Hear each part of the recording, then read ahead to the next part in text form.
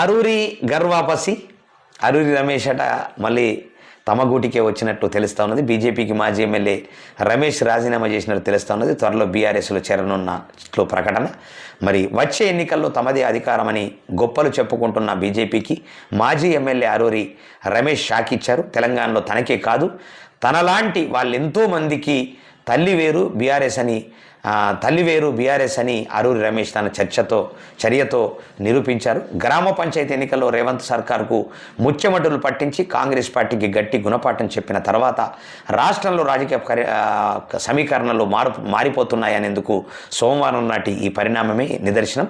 తెలంగాణలో కాంగ్రెస్ బీజేపీలను ప్రజలు తిరస్కరించుకుంటూ బీఆర్ఎస్ను ఇగో నువ్వు పిచ్చోడివి రమేష్ అన్న, నువ్వు పెద్ద పిచ్చోడివి.